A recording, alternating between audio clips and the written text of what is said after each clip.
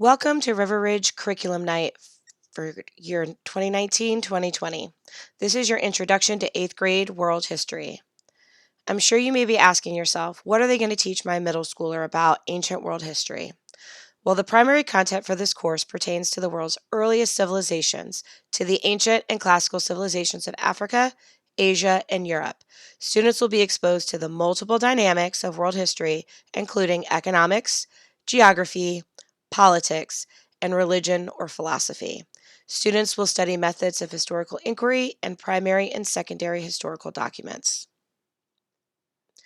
We cover 9 units of study in ancient world history.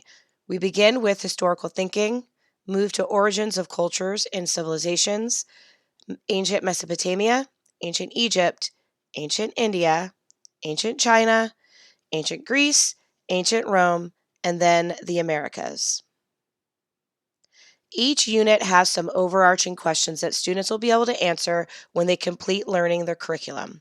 Unit 1's focus on historical thinking has students ask, why do historians study history? What methods and practices are used when investigating the past? And what is validity and reliability when using primary and secondary sources? Unit 2 focuses on the first humans, with origins of culture and civilizations. We study the lifestyles of hunters and gatherers, as well as early settlers, and how their lives were different in agricultural communities. We talk about the characteristics of civilizations and how the development of specialized jobs such as metallurgy assisted with the population growth. We move to ancient Mesopotamia and talk about why civilizations developed on the riverbanks.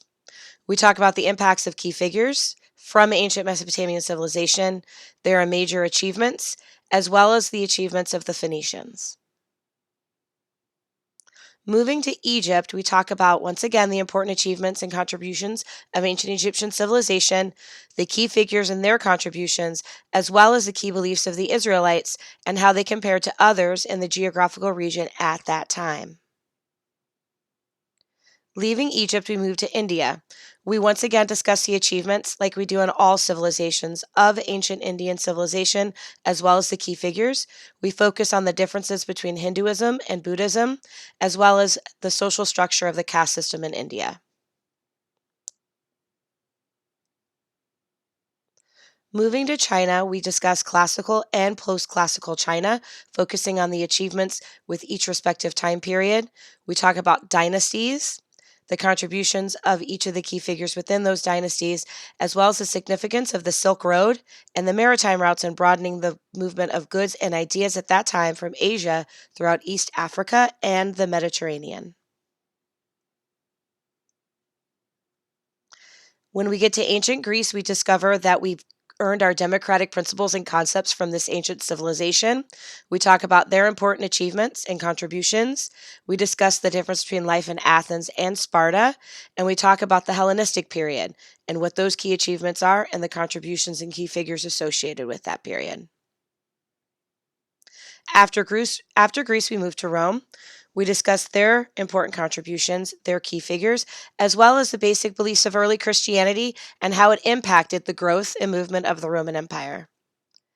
We end our year in the Americas. We discuss the similarities and the differences of the emergence of advanced civilizations in Mesoamerica and South America, and we refer back to the beginning of the school year and compare those to the 4 early river civilizations. Students have a multitude of opportunities to learn the standards in Ancient World History class. We give them text-based questions and discussion opportunities. We offer simulation activities. We offer learning menus where they have their choice between a visual, active, or a writing activity based on their learning modality. We do role play activities, and plain and simple, we just try to make history fun.